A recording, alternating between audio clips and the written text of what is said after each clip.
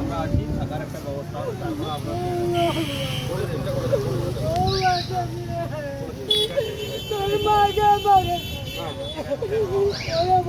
ডেবরায় অগ্নিদগ্ধ বৃদ্ধ দম্পতির পাশে বিধায়ক শুভাশিস ওম। পশ্চিম মেদিনীপুর জেলার ডেবরাবাজার সংলগ্ন স্থানে গতকাল রাতে আকস্মিক অগ্নিকাণ্ডে ভস্মীভূত হয় রাস্তা সংলগ্ন গোটা বাড়ি। অগ্নিদগ্ধ হয় বৃদ্ধ দম্পতি ও গৃহপালিত পশু। অসহায় অগ্নিদগ্ধ নিরীহ বৃদ্ধ দম্পতির পাশে ত্রাতার ভূমিকায় অবতীর্ণ হলেন ডেবরার সদ্য নির্বাচিত বিধায়ক শুভাশিস ওম। অগ্নিদগ্ধ বৃদ্ধ দম্পতির চিকিৎসা করিয়ে পুনর্বাসনের ব্যবস্থা করেন। উপস্থিত ছিলেন ডেবরার বিধায়ক প্রিয়ব্রত রাঢ়ী সহ একাধিক প্রশাসনিক অধিকর্তা। সদ্য নির্বাচিত ডেবরার বিধায়কের মানবিক প্রয়াসে খুশি আমজনতা।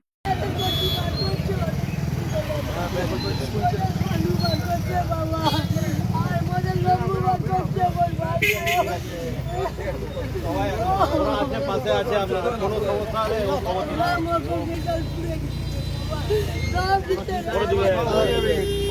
সরকার থেকে আমাদের সব ব্যবস্থা করে দেওয়া হবে। সরকার থেকে সব ব্যবস্থা হবে, কোনো সমস্যা নেই। জল ফেলতে হবে, জল ফেলতে নেই, কোনো চিন্তা নেই, তোমার সব ব্যবস্থা করে দেওয়া হবে, কোনো চিন্তা নেই।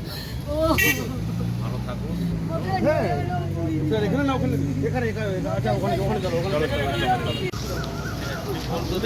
এগুলো আলাদা করে রেখে দাও, তুমি যত্ন করে করে দেওয়া হবে। আরো যা ব্যবস্থা করবেন, আমিও আছি। হ্যাঁ,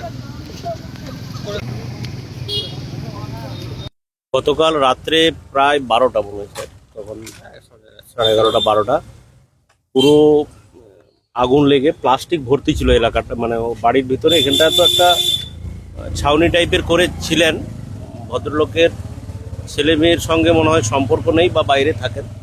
এখানে ওরা দীর্ঘদিন আছে, আগে ডেবরাতে ঝাঁটান পরিষ্কার টরিষ্কার করতেন। বয়স্ক দুইজনই থাকতেন, সঙ্গে কিছু গবাদি পশু ছিল। তো স্যার কালকে আমাদের ওসি সাহেব ছিলেন, এসডিপিও সাহেবও ছিলেন, উদ্ধার করেছেন। রাত্রেবেলা উনি এসেছিলেন নিজে থেকে, এসডিপিও সাহেবও এসেছিলেন।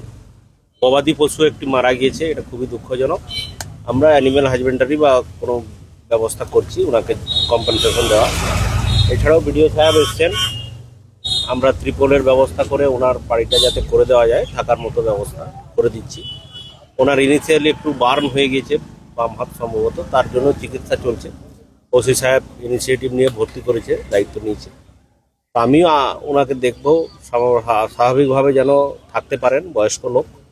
আমরা যা করার করছি, সরকার পাশে আছে।